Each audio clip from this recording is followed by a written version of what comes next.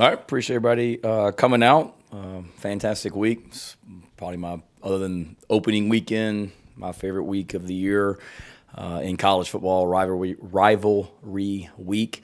It's one of the many things that makes this sport special. So love everything about this weekend that we have coming up. You know, before we go forward, certainly just want to thank our fans again for not just the amazing environment, atmosphere, Saturday night, but what they created all season as well to sell out every single Saturday home game.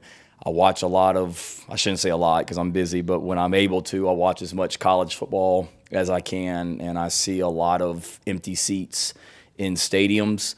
I see a lot of teams that do a pregame walk that have very few people at it, and every single game, that Gamecock walk that we did was unreal. Every single game, the atmosphere out there in that stadium was awesome, and certainly just want Gamecock Nation to know that we don't take them for granted, because I realize it's not like this everywhere, and what we have here is very, very special. And Saturday night was very, very special. I was able to watch the TV copy after the game, of the game, and it was a 3-hour, I shouldn't say 3-hour, college football games are way too long now, but 4-hour just infomercial on all things Gamecock athletics, Gamecock football, Columbia, Williams-Brice, University of South Carolina, the state of South Carolina. So that was a awesome showing Saturday night by our fans. Also, just want to send my thoughts to Hendon Hooker. Hate to hear about his injury. What a fantastic young man, fantastic player he is.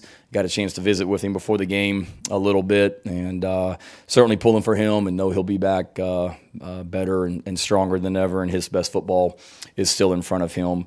Also, injury-wise, we're in good shape. Marshawn and CBS both were out there at practice today. Hopefully, when we come in tomorrow morning, they will have responded well to what they did in practice today and feel good. That was part of the issue a couple weeks ago, was Marshawn practice and just didn't respond the way we wanted him to, or he wanted to, the next day. And so we're optimistic that he'll feel great tomorrow morning. But when we came in on Sunday, he told me he was playing this week. He and CBS both did. So hopefully they'll continue to trend down in the right direction, because I know they both want to play, and we're going to need them. It's a fantastic team that we're playing on Saturday that you could argue they're playing their best football down the stretch. I think if you look at them year after year, they just continue to get better as the season goes. Another 10-win season for them, another opportunity to win an ACC championship, and that's not easy to do. I mean, I know everybody just thinks you're just supposed to just roll the balls out and you're supposed to win every Saturday. When they get everyone's best shot every single week in that league because of what they've done, and to be sitting there with 10 wins again is remarkable, and an opportunity to win another conference championship. They're extremely talented, as you know. They're extremely well coached, as you know. Offensively, they're playing really good football here, especially last week. You could argue was their best game. They're protecting the football. They ran the quarterback a little bit more last week. Shipley at running back's a heck of a player. They got dynamic receivers, veteran offensive line. Defensively, their front seven is probably the best we faced all season. Their group of defensive line and linebackers, every single one of them will play in the NFL. So they're really, really good up front as well. And then they got weapons on special teams also in the return game. You know, Shipley's back there returning kickoffs and is a threat back there also. So we've got to have a great week of preparation from our standpoint to give ourselves an opportunity to go play even better than what we did last Saturday, and our guys are excited about the challenge, excited about the opportunity. It's a great rivalry. I've been blessed to be a part of some of the iconic rivalries in college football during my coaching career, and this one's right there at the top, and excited for the 2022 chapter of that rivalry, and looking forward to getting up there on Saturday.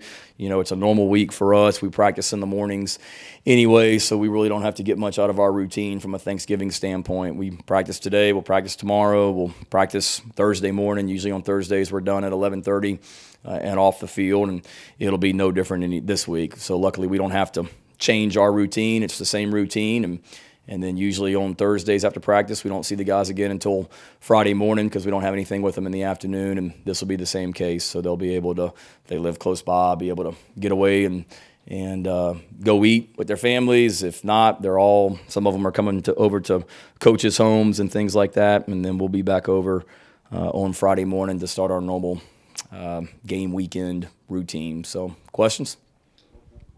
David's back.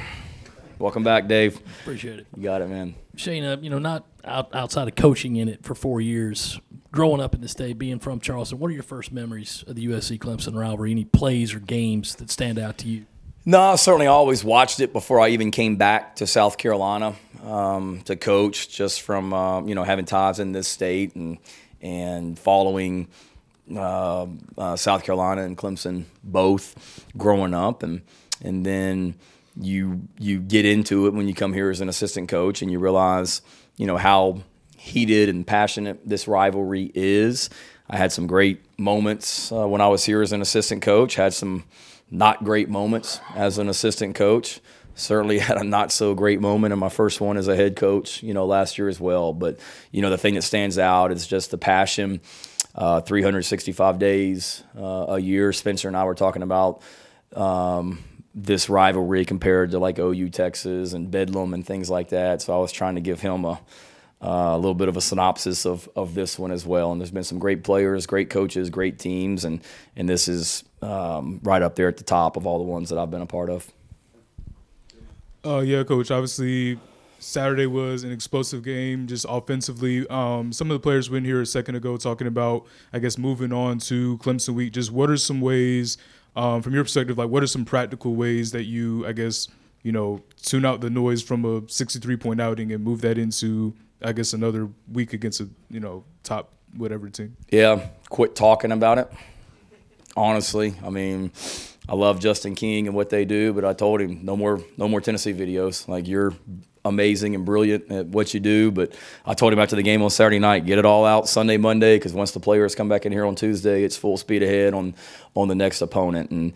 And with the players, told about your practice today. They went to class on Monday and everybody was patting them on the back. Well, the Tuesday classes are different, so they're seeing those classmates for the first time since Saturday. So everybody will be patting them on the back, and told them the same thing, politely thank them, but we're moving on. And we didn't do a great job of that last year, honestly. We had an unbelievable home win against Auburn in 2021 and got bowl eligible. Played these guys 7 days later, and obviously we're not ready to perform like we needed to perform, and that's on me.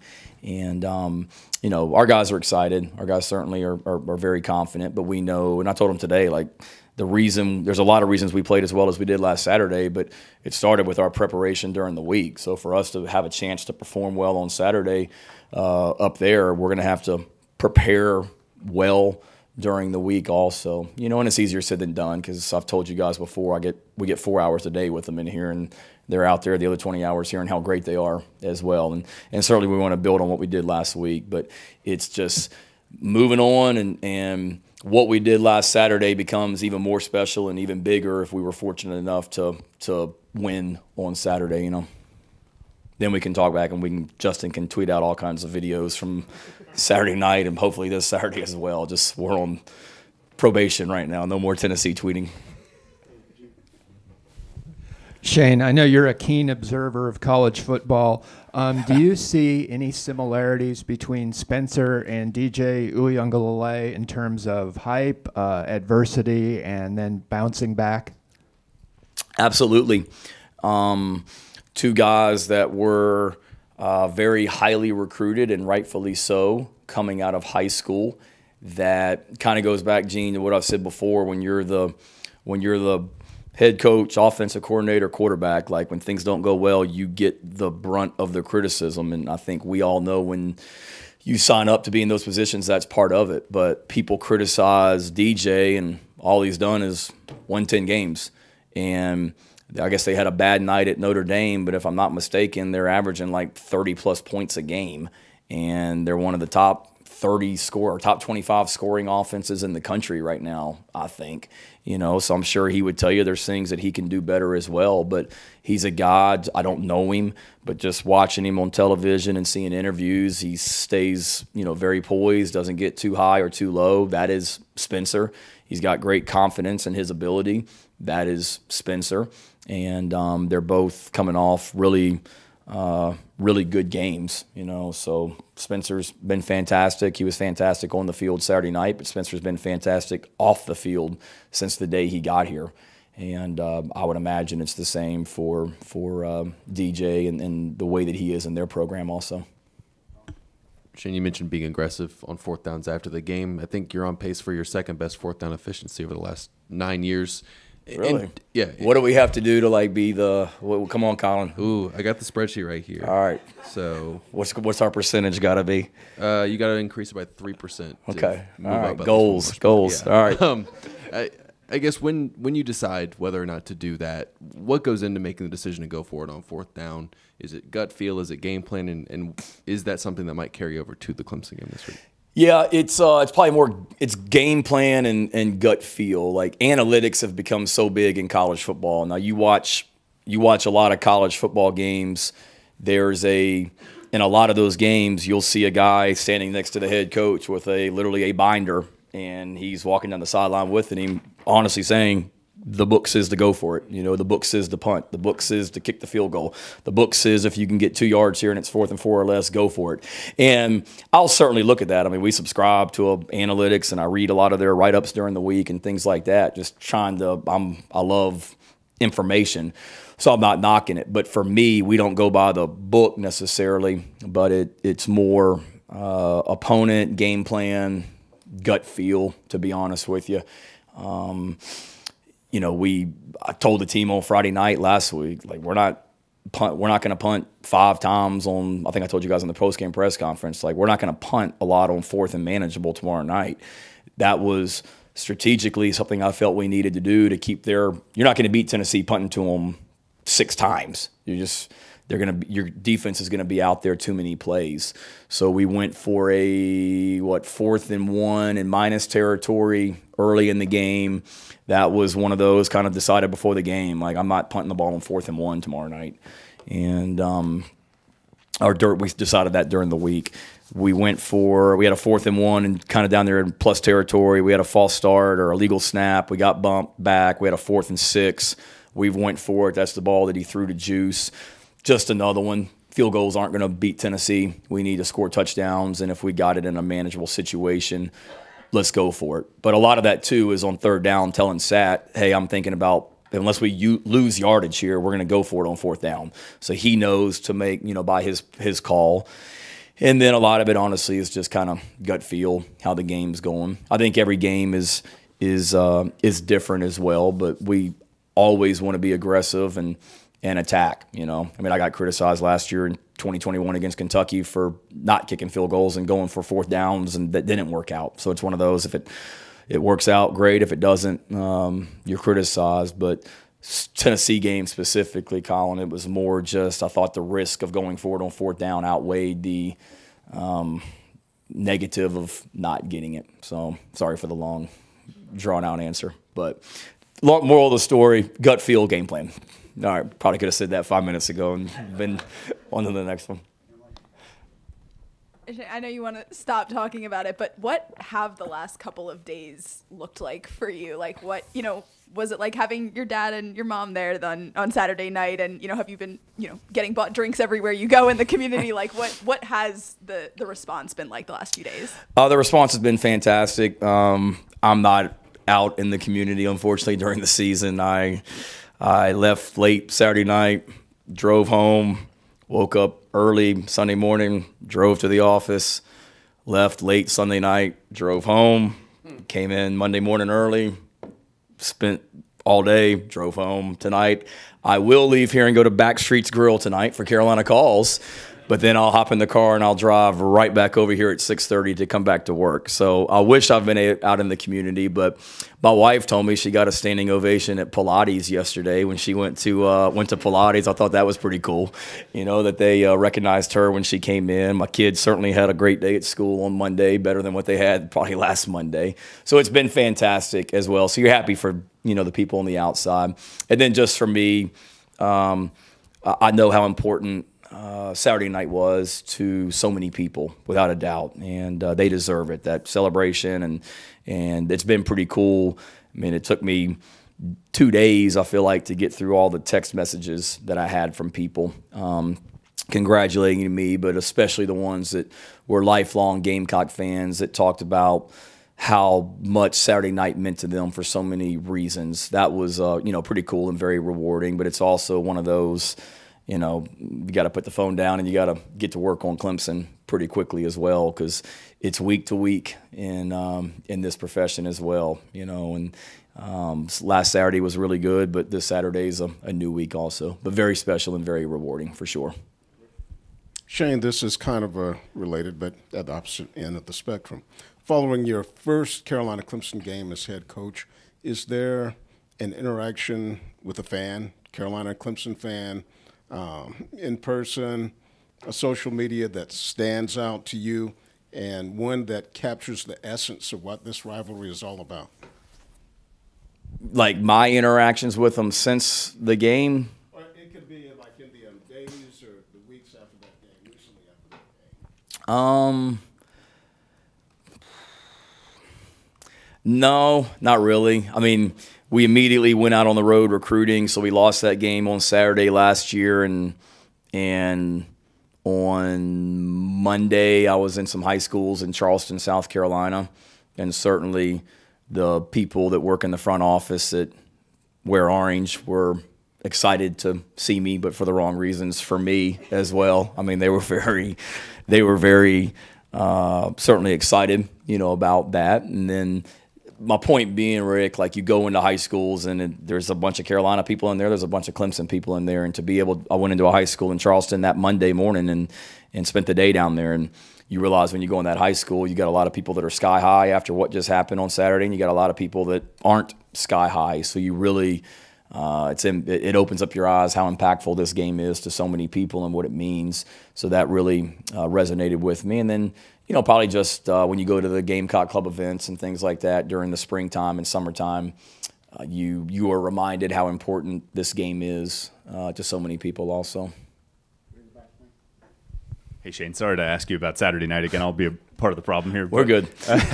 When obviously Carolina fans are ecstatic about Saturday, but they're also like, what in the heck happened? I mean, this was so different than some of the offenses that we've seen this season. Can you, after watching the tape from Saturday, what were some of the biggest differences between Saturday and some of the games that you guys struggled?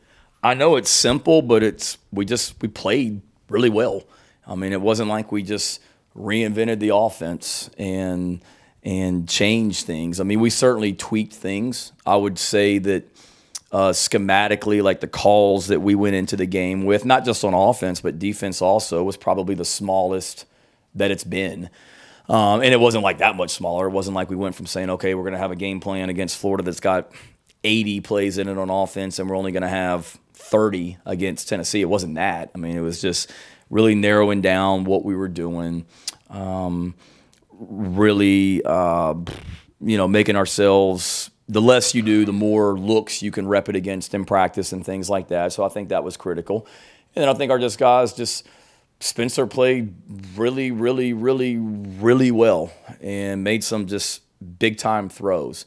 But it wasn't like a lot of just new plays. I mean, the last touchdown to Jalen Brooks was literally the exact same play that we got criticized on for calling against Georgia on fourth down after the incident down there in the end zone. The exact same play. Exact same. Against Georgia, we throw it a little bit behind Jalen Brooks on fourth down, and it's a PBU, and it's the dumbest call that anybody could make on a fourth down. We call it against Tennessee. Spencer puts it right on the money. Jalen outruns them, and he goes and scores a touchdown. So it was just we when I come in here on Tuesdays and after a bad performance and I talk about we were close and it wasn't maybe as bad as it looked and we know what to correct, I'm not just giving you guys like coach speak. That's really true. And Spencer was really, really accurate, and our guys played with confidence. The offensive line played great and allowed Spencer to get comfortable, back there as well. And we fed off the energy of the crowd. But a lot of the plays that we ran were, we did some different things with DK and stuff like that. But the first third down to Kenyon that he caught over there on the sideline, we called the exact same play on the fourth down that Juice caught.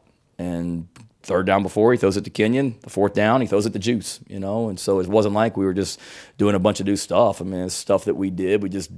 We executed better on Saturday night, and we'll have to do that again on Saturday too. Shane, I know you could, I guess, potentially have Spencer for 2 more years with his eligibility and all, but when you look at a guy like Spencer, when NFL teams ask about him, what is a team getting in Spencer Rattler as a quarterback? They're getting a fantastic human being, first of all. They're getting a great teammate. They would be getting a guy that works really, really hard and during the week to be his very best on Saturday. A guy that understands, okay, maybe I don't understand this quite as well, or maybe I don't do this as well as I want to, and works really, really hard to improve on those things. And then they would be getting a guy with just unbelievable talent. I mean, he made some – I don't even know what the word is, amazing throws on Saturday night. He really did. That you go back and watch the tape and you're even more amazed by it. So he's got great talent, and those NFL teams, see that. And, certainly I don't know when it'll be, but when he chooses to go on to the next level, he's got a great football future in front of him. Shane, a couple of quick ones. You told us last year your son was a big Dabo fan. Didn't know whether another year had kind of lessened his, fandom there, being ingrained in this rivalry thing. And 2, just Clemson hasn't allowed a lot of rushing yards. Notre Dame gained some yards on him. But how essential is it going to be to make sure that you guys get some push on the ground against that front 4 to kind of loosen things up? Yeah. I think there's still a good – healthy respect for Dabo, but my son doesn't like to lose, so he liked Dabo a lot better before we got beat last year as well. And Dabo was very, very good to him after the game or before the game. Dabo, asks about him when we talk or when I see him. So there's certainly a respect level, but my son's probably other than my youngest daughter, probably the most competitive person in that household. So he's excited for Saturday. Brandon Streeter and I have known each other since high school, and Brandon was actually in Columbia recruiting in May and actually came by the house for about 30 minutes in the springtime just to say hello, and Hunter wanted nothing to do with him. So I think he realized pretty quick what this rivalry is about. So there's a healthy respect, but the love fest I think isn't what it was. And then our run game against their defense, huge. I mean, all the things that we talked about last week with Spencer. Well, Clemson's not going to they're going to do their best to not let Spencer have time and get comfortable back there. And with their defensive line and the athleticism they have at linebacker, they're really, really good. And I use the word disruptive about Tennessee's defense, and they are, but these guys are like a different level. So we've got to do a great job of being able to help Spencer, and the number one way to do that is to be able to find the way to run the ball, some as well. But it's easier said than done, against them because they're really, really talented and really well coached. Coach, when looking at Clemson's offense, it seems like that a big part of their game plan is finding ways to get Will Shipley the football. What is going to be the biggest challenge in trying to slow him down on Saturday afternoon? He's a great player. He's fast. He's instinctive. He's tough. He's got great vision. He runs really, really, really hard downhill.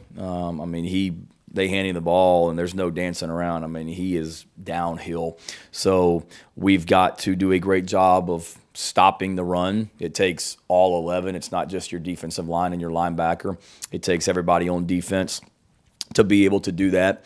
And then you're right. I mean, they want to get the ball to him in a lot of different ways, whether it be, swing screens or handing the ball off or whatever it might be. So we got to be aware of where he is at all times in the run game and pass game. But certainly it starts with stopping the run. But then they've got weapons outside of Will as well that they can get to also that we've got to be cognizant of.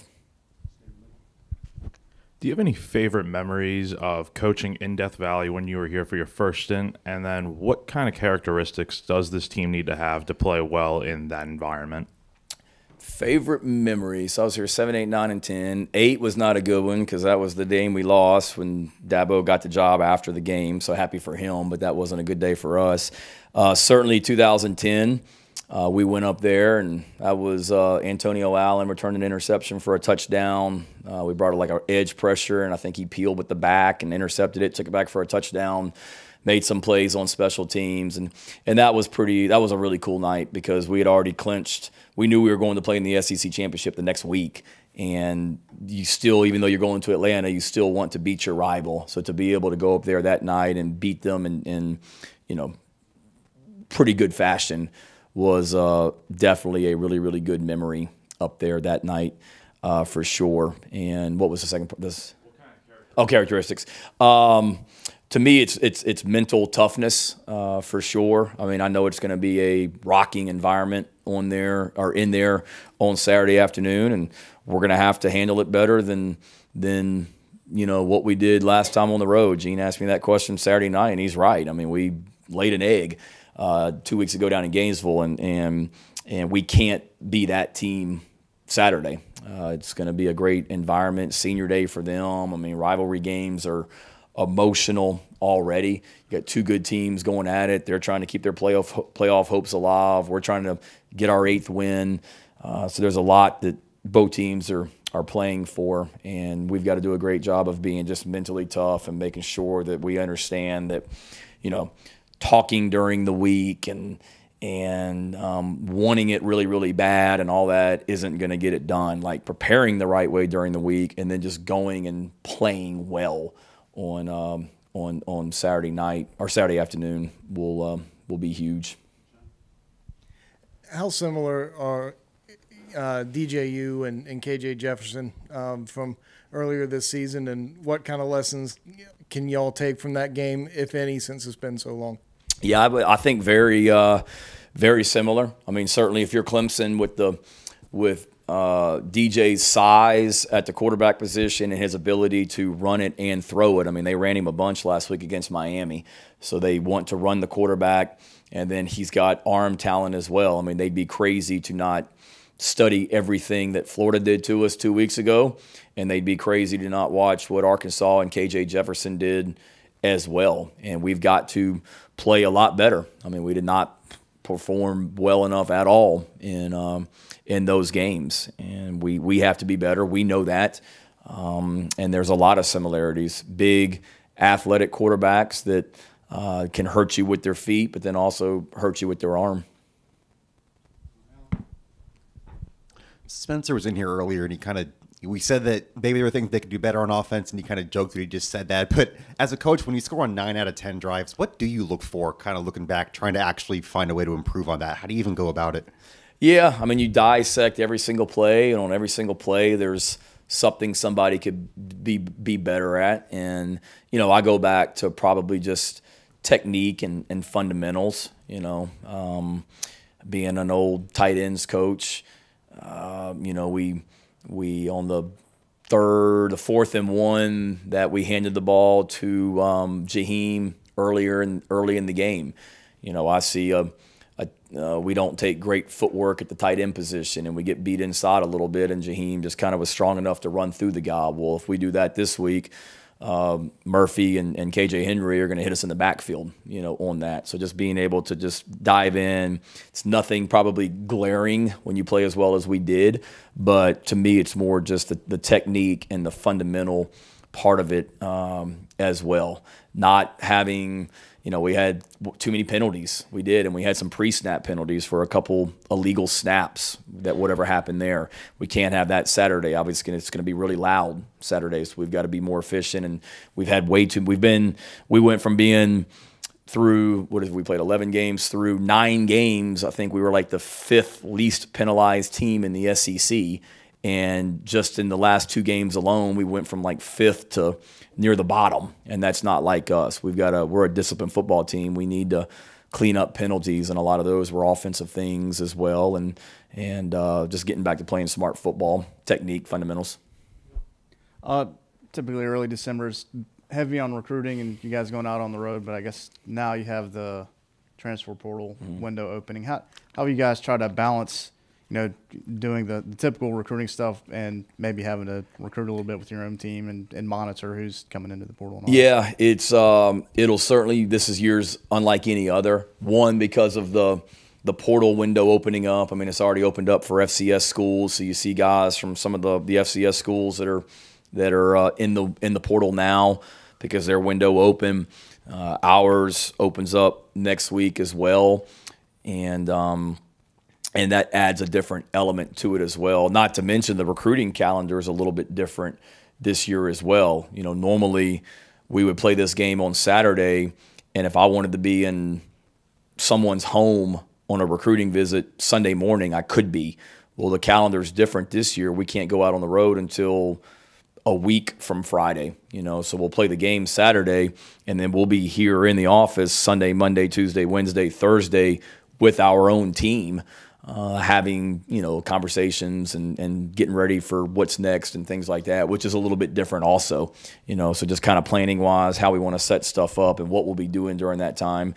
And then hitting the road recruiting for really an extra week this year as well, or a later week, I should say. You're going out basically a week later, but you get off the road a week later. So really it kind of affects your looking long term. It affects your bowl game prep a little bit as well, because we're on the road one week later in December than what we were last year. So, getting ready for a bowl game along with recruiting is a little bit different as well. So we've got to be very organized. We've talked about that with our recruiting department and staff. We got to do a great job of that, being very organized, because it is different this year than any other year previously for a lot of different reasons. Coach, Clemson has 10 fumbles and 12 turnovers overall in their last 3 games. Is that something in game planning with the defense that factors in? Maybe it makes you pin your ears back a little bit more, be more aggressive, knowing that they might be vulnerable to those turnovers? Yeah, it's something that we look at every week. They would say the same thing about us, looking at us, because we've turned it over way too many times, and we didn't the other night, and that was huge. And that's one of the things I said I wasn't going to talk about last week, but that was one of the things that we're proud about is, it wasn't like a turnover fest and we just feasted on turnovers. Tennessee had the one, but other than that, nobody turned the ball over, us included, and we lined up and beat them. And that's something that we can build on. We spent a lot of time on turnovers and emphasizing creating them, but also preventing them as well with our ball security. But it'll be critical this Saturday as well. But certainly when we see a team that, has turned the ball over, or maybe it's something you always look at on tape. Hey, this guy carries the ball really, really loose, or this guy's put the ball on the ground a lot this year. Let's really be even more aggressive about attacking that thing when we tackle him. And it's things that we talk about in practice all the time. So yeah, it's something that is always an emphasis, for us, but something that we know is going to be really, really, really critical this Saturday, because I know Clemson's really, really good when they win the turnover margin historically, and I know we've been really, really, really good when we win the turnover margin since I've been here as well. So we need to do that Saturday. We didn't do it last year against them, that's for sure. All right, see y'all at Carolina Calls tonight at Backstreet's Grill, right, Liz? All right, 6 o'clock. Thank y'all.